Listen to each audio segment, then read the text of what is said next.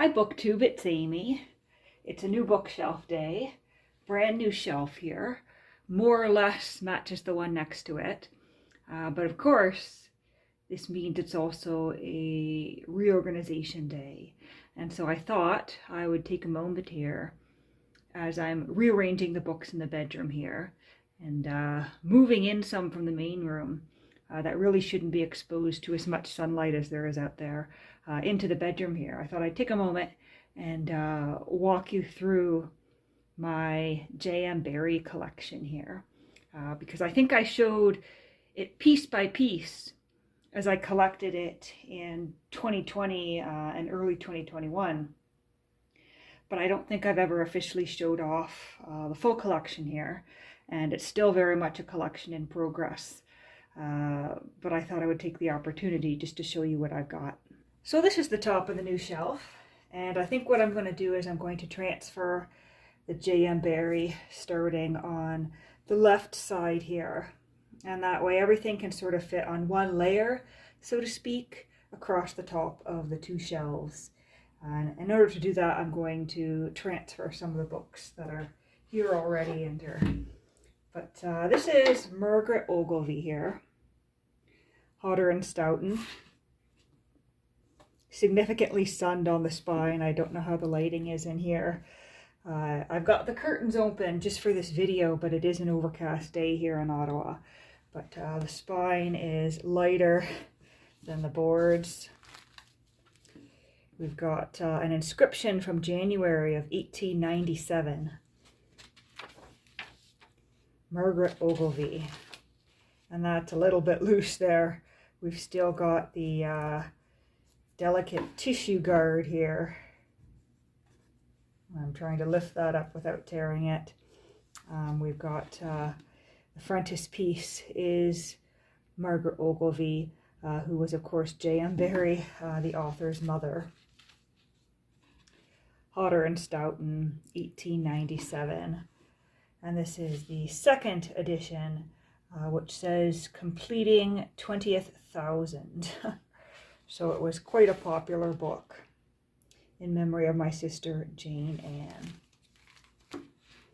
And that is a work, an essay collection really about J.M. Barrie's mother. And so that one will be going on this shelf here, and I think for now it's just going to get popped right on the end here. It's out of your sight. But then we have Echoes of the War. This includes The Old Lady Shows Her Medals, The New Word, Barbara's Wedding, and A Well-Remembered Voice. And this one's published by Scribner's. And I've got some sort of smudge on the cover of that one, but this one is not faded on the spine, which is kind of nice. No really interesting frontispiece in this one. Scribner and Sons, 1919. And this is a reprint, of course, copyright 1918. This is the reprint from March of 1919. And these are some really, really fun little short stories in here. Set that on the end there. And now we've got two volumes, which were some of the earliest additions to my collection. And one of these, I forget which one now, but one of these was my first experience with unopened pages. I had to figure out how to open the pages of one of these books when I was reading it on the beach. But these are part of a larger set. I've sort of had my eye on finding the whole set at some point. I did see the set on eBay for not a bad price, but I'm a little bit turned off because I can tell that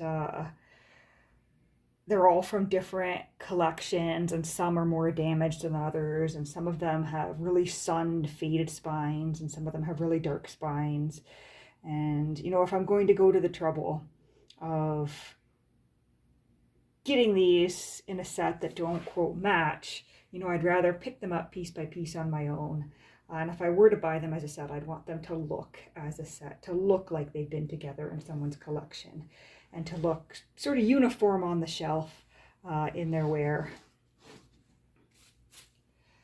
But these, you can still sort of tell. They have gold edges here. And these ones have nice frontispieces. Tissue guard actually has a quote on it here.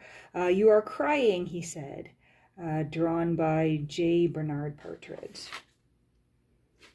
And this is "When a Man's Single, A Tale of Literary Life." And so this is a semi-autobiographical collection of, I guess, sketches, as you would call them. They're sort of essays, sort of not. This is from 1922. Original copyright was 1896. And these are the so-called author's edition. And so that is When a Man's Single.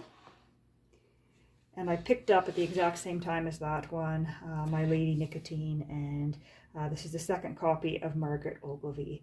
I had this one first. I bought the brown one later on, just because I came across it in a bookshop, and I said, well, I don't have that one, that particular edition yet. Another beautiful frontispiece here, Passing the Arcadia. Nothing on this tissue guard. Once again, author's edition, 1922. Originally 1896. And Margaret Ogilvy is, of course, about his mother. My Lady Nicotine is, I don't know, essays, sketches, as he would call them. Once again, kind of autobiographical about tobacco, as I recall. And then here is one of the favorites of my collection. And this one looks beautiful from the front. This is the Admirable Crichton. Let's see if I can put that back. Angles aren't quite right here, but let's see what I can do. Nope, not really. That was completely pointless. There we go, that's more like it. So this is the Admirable Crichton. It's a play by J.M. Barrie, and this is the edition that's illustrated by Hugh Thomson. And I love Hugh Thomson. You might know him more popularly from his illustrated cover for Jane Austen's Pride and Prejudice. That was put out in the beginning of the 20th century when Hugh Thomson was really active. Well, it would have been late 19th or early 20th century when he was active. And he did a number of illustrations for a number of classics that were being republished. But that Pride and Prejudice is, of course, the one with the peacock feathers on the cover. And I got a fairly good price on this because it's a library discard, and so there is a sticker on the spine there. But that doesn't bother me because I was able to pick this up for about $70 or so, which is good compared to what it ordinarily sells for online. And so we do have this book plate from the Fraser Institute Free Public Library in Montreal. And it also says that it's from the estate of the late Mrs. A.W. Stevenson, per Mrs. Andrew Fleming, 1944. And so at some point this was discarded from that library. And it's quite a big book, and it's got these wonderful color illustrations throughout, but they're not printed onto the page. They are pasted in on each of the pages where there's meant to be an illustration. And so that's that one. But Hugh Thomson didn't stop there with J.M. Barrie, because he also illustrated J.M. Barrie's play Quality Street. And this one is not a library discard.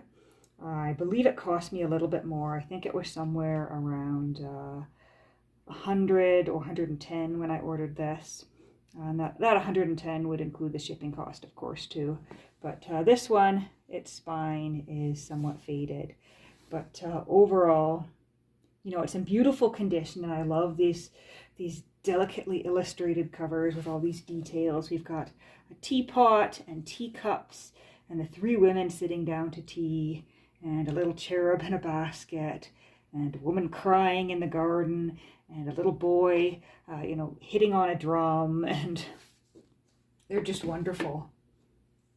And when we open it up, the end papers of this one are beautifully illustrated as well.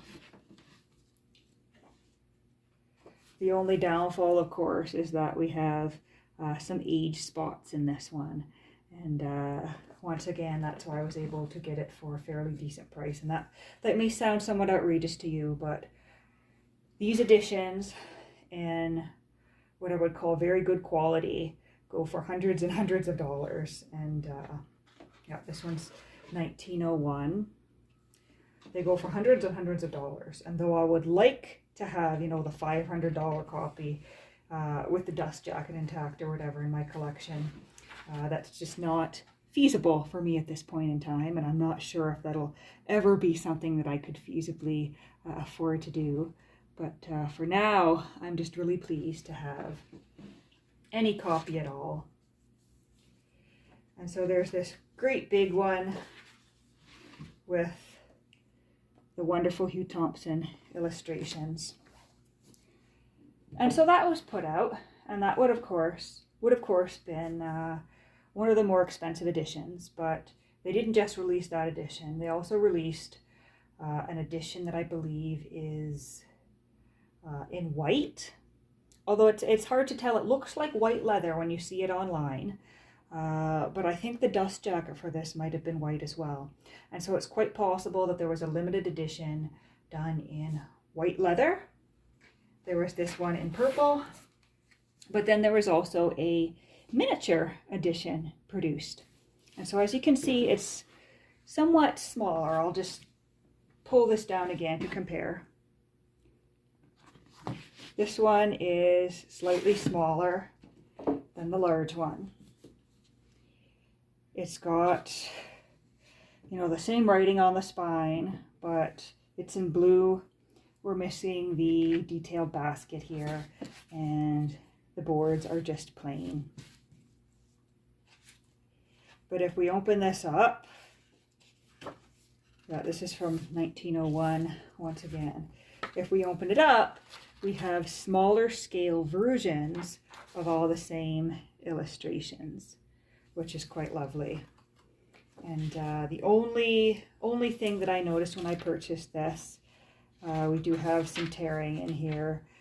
It's starting to come apart a little bit, but the only real thing I noticed when I went to purchase it is that some of the colored plates aren't intact. And so I went through and I tucked them in to where they belonged. But it's kind of curious that some of them would have ended up out. And I think I may, somewhere in here, actually be missing one. And I wonder if someone along the way thought these illustrations were so wonderful that they were going to use them for, you know, an arts and crafts project, or some child got their hands on it. But I thought it was kind of fun to pick up the smaller miniature version as well. And let's see if I can't tilt that up so you can see the shelf better. There, that's a lot better. So you can really see the height and size difference between these. And this one was significantly cheaper. This one I found in a bookshop, Old Goat Books in Kitchener, Ontario, and I was able to buy it for $20. And so this one sells for significantly less than the larger ones. And if I had had the good fortune to run across these larger ones, you know, in a bookshop, which I'm going to be honest, that's probably not going to happen, at least not in this area in my province. If I had had the good fortune to come across them, I probably would have been able to pay a little bit less. Because, you know, you don't take into account the shipping cost there, And I have noticed that a lot of used booksellers who sell the books, in person, aren't necessarily going to know what they have, aren't necessarily going to know what it's selling for online. And so it is just that little bit cheaper. Because as I recall, I think these two were about $15 or $20 each. I think I bought Margaret Ogilvy for about like $8. Echoes of the War was 15 or 20, somewhere along there. But when you go to buy them online, you're either going to get a very ratty copy, or you're going to pay a little bit more. And then here's the book that started my whole collection. This is Sentimental Tommy. This is one of J.M. Barrie's novels. It's a novel for adults, of course. Although he wrote Peter Pan, the majority of J.M. Barrie's works were actually written for adults. But this is the novel that started it all. This is not the novel that started it all. I'm getting myself confused here. This is the second novel. The novel that started it all was The Little Minister by J.M. Barrie. This is the one where I was in the basement of Black Squirrel Books here in Ottawa. And I saw this old book and I picked it up. And I was like, oh, Barrie, who's that? And I opened it up. And this one was $15. I opened it up and I realized J.M. Barrie. And I was like, wait a minute, that's the author of Peter Pan. And so that piqued my interest. And that's more or less how I found out that J.M. Barrie had a whole slew of other works written for adults. And so that is the one that started it all. And then not long after, I found Sentimental Tommy. The Little Minister is about a young minister who moves to a new community with his mother to take over the running of the local church. And there is a gypsy woman in the neighborhood who's considered, no good. She's coming into town, she's interfering with things. But the minister is attracted to her. And it seems that he's somewhat mistaken in her identity. And as I recall, in the end, they end up together.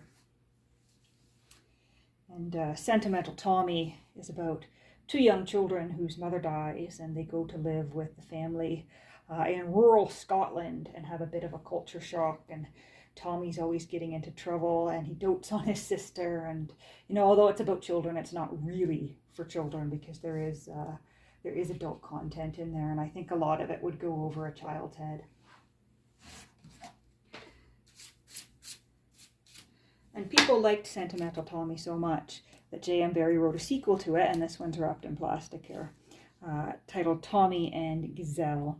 And this one is in significantly better condition. And although these look the same, they're in fact not the same. They're designed in the same way. But this is Scribner's, and this is the Cop Clark Company Limited. And I think the difference is in publication place. So this is, and this one was kind of surprising, this is the edition published in Toronto. So this is the Canadian edition from 1900, which it's really pleasing to come across, something from 1900 published by a Canadian publisher. And I think this is the American edition of Sentimental Tommy. Yeah, that's the New York. And so on first sight, I thought I was getting, matching sat from the same publisher, but I was not. I was getting slightly different editions from the American and the Canadian publisher. And it's quite possible that the books looked more or less the same. They just had a different publisher stamp on them. Just dusting another book here. There's a lot of dust flying off this one. Unfortunately, this apartment building is very dusty, especially when the heat is running. So this is the Greenwood Hat, and it's a memoir. And as I recall, when I read this, it's quite funny. And he pokes a lot of fun at himself, and he pokes quite a bit of fun at others, and enjoys talking about all the jokes and tricks he's played and the turns of phrase. And he's writing this memoir sort of pretending to be someone anonymous. And it's got someone's old book plate in here, Ex Libris. And I'm not sure who it belongs to. It looks like it was cut out of a magazine or something because there's a little bit of a line there. And I think it's curious that no one put their name on this book plate. And so there's that.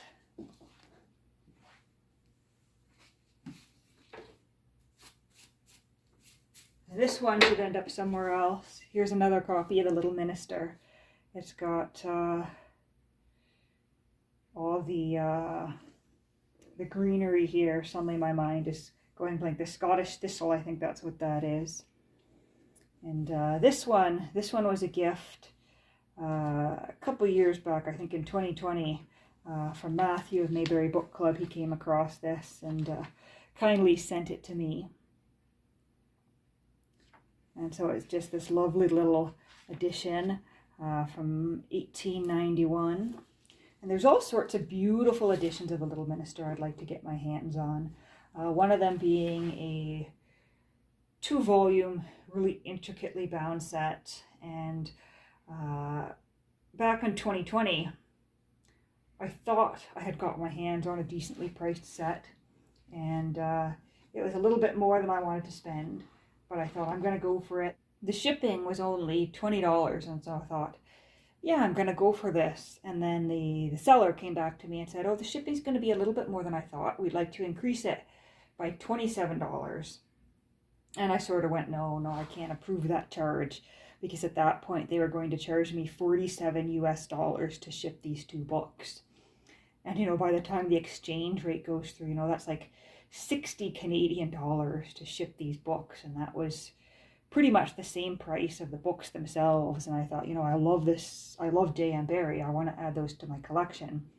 But at that point in time, I wasn't prepared to spend, close to $120 just to get these 2 books. And it does bug me a bit. I know, like, they reserve the right to adjust shipping, but if you're going to be shipping to Canada, like, understand how much it costs and put that price out there right away. And I think, when it gets to that point, like, just eat the cost, or you're going to end up losing orders. And that always bugs me when, like, I know shipping in and to Canada is expensive, but when they try to, misrepresent what you're going to spend, and they can get offended with me when I tell them the shipping cost is unacceptable. They were, I guess, somewhat upset with me that I didn't want to pay that and was canceling my order. But moving on. Here's a copy of The Pleas of J.M. Barrie. Dust jacket is intact here. It's wrapped in plastic to protect it. Hotter and Stoughton. Little bit of rubbing away on the spine there. This one was $30, bought in the Book Bazaar here in Ottawa. And it really does contain every last play written by J.M. Barrie. All the plays in one volume. We've got the frontispiece here, a poem by Thomas Hardy. And so this is, really thin paper, almost like the paper in a Bible, to fit all these plays into a single slim volume. Quality Street, Alice Sit by the Fire, What Every Woman Knows, Mary Rose, Rosalind, The New Word, A Well-Remembered Voice. Well-Remembered Voice is actually in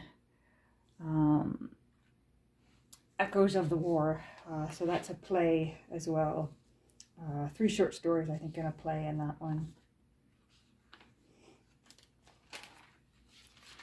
And of course, I think Peter Pan is indeed in here at some point. Yep, there we go. Well, yeah, it's right in the front. Peter Pan, the play.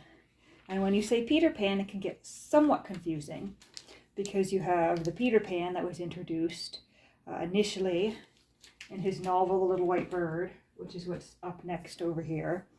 This was how Peter Pan as a character was introduced in J.M. Barrie's works. You, of course, have the Peter Pan that that the Peter Pan that appears in the play which is in this volume. You have the Peter Pan, which is the novel that was adapted from the play.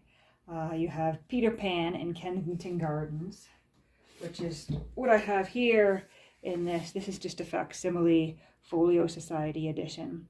You have the Peter Pan in Kensington Garden, which is essentially a sample taken out from The Little White Bird. So that's the same thing, but they're two different works. And so you really have 4 different works containing Peter Pan. And The Little White Bird and Peter Pan in Kensington Garden are related. They're essentially the same thing. Kensington Garden is a segment of The Little White Bird, whereas Peter Pan the play and Peter Pan and Wendy the novel are essentially the same story. But then once again you have ideas, and even in a couple of cases some dialogue that is taken from The Little White Bird and Kensington Garden that ends up in Peter Pan and Wendy. And I think that's quite fun that you get all that overlap. But The Little White Bird is about a bachelor who one day notices a couple in public who are about to break up, plays a little trick in order to get them to reunite, and ends up taking an interest in their child and their children, sending them gifts, and imagining all these stories about Kensington Garden for the children who he has essentially, adopted into his life as if he's the godfather. And so that is that. I'm going to take Peter Pan in Kensington Garden out of the slipcase to show you. And so it's this great big facsimile reproduction, and it's got the illustrations by Arthur Rackham. It's this absolutely beautiful book, and I think I was able to pick this up for about $40 online.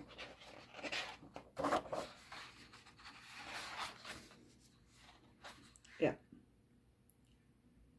Peter Pan in Kensington Gardens was first published by Hodder and Stoughton in 1906 and was illustrated with color plates by Arthur Rackham. A new edition was published in 1912, also by Hodder and Stoughton, containing additional black and white drawings by Rackham. So this edition follows the text of the 1912 edition with minor emendations. So not quite a facsimile of the first edition. It includes, they opted to go with the edition that includes more illustrations. Because there was a period of time for Hodder and Stoughton when it was quite the thing to create these really big illustrated editions of works. As you saw with the Admirable Crichton and Quality Street.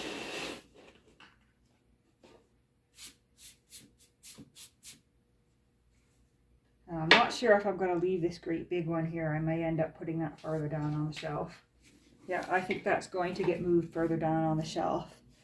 Because we have this battered little volume with some damage on it. But I picked this up because this one includes Peter and Wendy. And then I have a 3rd edition of Margaret Ogilvy, which is quite a popular work. We have a dedication in this one, Florence A.C. Shantz from Orph and Carey, Many Happy Returns. December 28th, 1916. And I picked this one up for $8 somewhere, which is a nice deal. And so this is a 1915 printing of Peter and Wendy. But I really wanted Peter and Wendy in my collection in an early printing. Regardless of what it is, as soon as the title Peter Pan is on it, if it's an early printing, it's probably going to be expensive. And, first editions of Peter and Wendy go for several $1,000s. And so this isn't much to look at. But it is getting the book into my collection in one format. And so let's see. Let's slide this right in next to The Little White Bird. And then we have 3 little volumes just tiny ones. The first one here is Odd-Licked Idols. And it's this scrumptiously designed book here. We've got what almost looks like red sunflowers on here. Like, it's the sort of thing where I'm like, I'm not even sure what I'm looking at. I just know it's a beautiful design.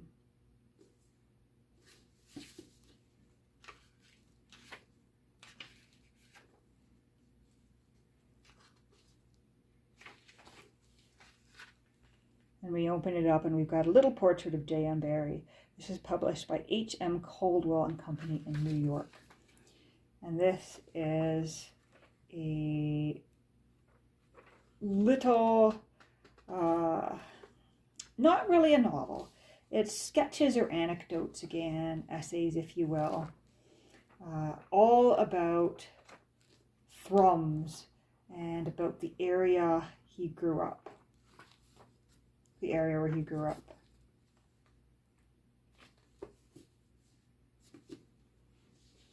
And speaking of Thrums, we then have 2 copies of his work, A Window in Thrums. This one is one of the purchases that I kind of regret because it's kind of faded, it's dirty, it's not what I thought it was going to be. But you know, by the time it gets here, it's not really worth it to eat the cost of the shipping to send it back for a refund.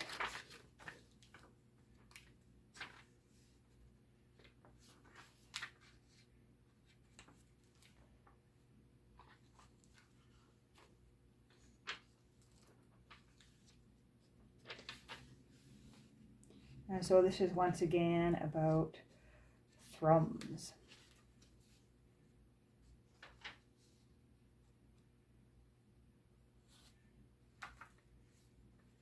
And it is set up as a novel, more or less.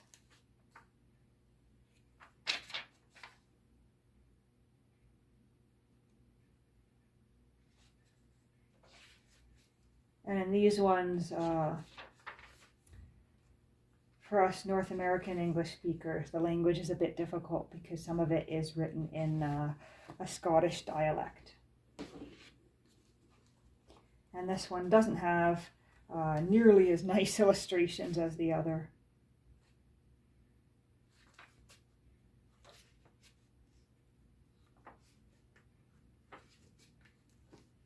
And it's really just tales about, you know, this particular area. And so these ones, I think, are going to end up, let's shift this a bit. We're going to end up here. And we've got 2 more titles from J.M. Barrie. And see, this is nice because now they can all sit next to each other. We have a novel by J.M. Barrie titled Better Dead, which I believe was his first novel, something he later regretted the existence of. It's a library discard. It's this really, really bizarre work, which I really would not recommend. It got to the end and I was just kind of like, what is happening here? It's more of almost a thriller as opposed to some of his other works. And then we have another copy of The Admirable Crichton in this edition here. And I bought this one just as a test because most of J.M. Barrie's plays are available in these editions.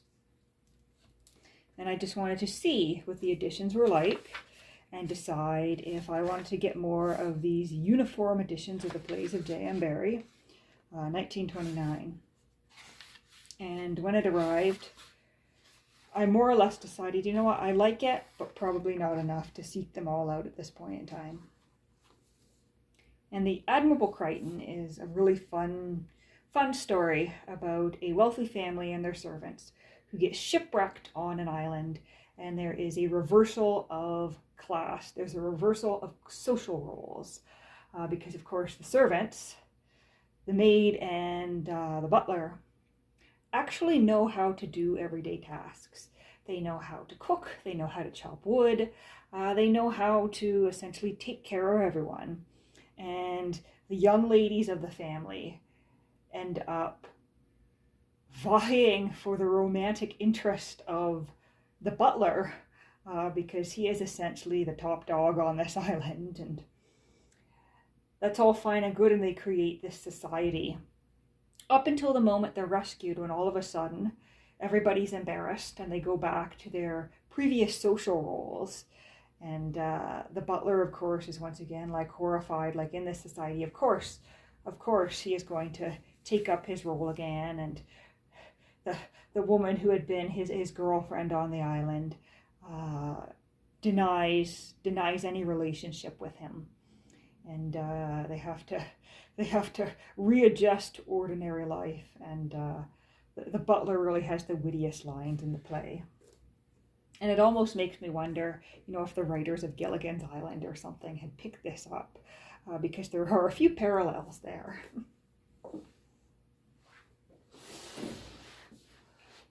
And so then we will use Peter Pan and Kensington Garden as the cutoff. But we're not going to stop entirely here, because as I mentioned, I love the illustrations of Hugh Thomson. And so I've got Two Quality Streets and his Admirable Crichton. And on my search for more about Hugh Thomson, I found some of his early illustrations, which are in the English Illustrated magazine.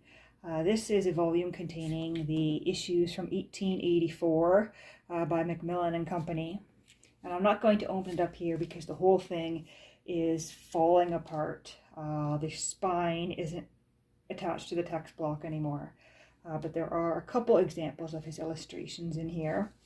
And so if you find an early illustrator you really like, that is something you can do. You can look for some of their works in the magazine publications of the day. And so I do like to keep that next to the J.M. Barrie collection just because it is related. And then, of course, Hugh Thomson didn't only illustrate for J.M. Barrie and for reproduced Jane Austen works, but he also did some illustrations for American author James Lane Allen. And so I picked this up, which once again, this beautiful, intricate gold cover here with these birds and these flowers. And Hugh Thomson, I think, is really known for his ornate flowers and ornate depictions of nature, often in gold. And so this is, as I said, is an American novel. And I read it and I quite enjoyed it. It's about a man who really loves to watch his birds. And he meets this lovely lady, and he's trying to prove his love for her. And she asks him to do something quite horrifying. And it is this really, really interesting look at a relationship, and at a bachelor who lives alone, and at his relationship to nature and to other people. And so this is this particular edition is from 1909 here. This is the reprint, but Hugh Thomson first illustrated it in 1900. And so we do have his wonderful depictions of ladies in dress. He did a lot of historical research too, depending on what he was drawing, and he would go off into nature to get a feel for the places in which novels were set. And for those of you living elsewhere in the world who might not know, a cardinal is a red bird found in North America. And it's this, the males are this really vivid red, and the female cardinals are more of a muted reddish brown. And so I picked that up because it was Hugh Thomson. And he's a well enough known illustrator that a biography was published on him. And this is by M.H. Spielman and Walter Gerald. Hugh Thomson, his art, his letters, and his charm. And we have one of his illustrations reproduced here. And this is from, I'm assuming this is from the coaching days. He did a lot of the coaching day illustrations. And we do have, someone has written their ownership here in the spot that looks like it was meant for the owner of the book to write their name in. February 8th, 1935. And yes, I love this illustration here. This lady in this ornate historical costume. The man in his buckled shoes and long coat and the breeches. And so this is 1931. And this is an avenue I want to continue to pursue. But I have fallen off a little bit in my pursuit of this collecting area because I've gotten quite drawn into my collecting of essay collections in the past year or so. And so this is, I guess you would say, a little bit on hold. This collection is on hold. Anyway, I hope that you enjoyed this, and I'm sure I'll be back soon with another video.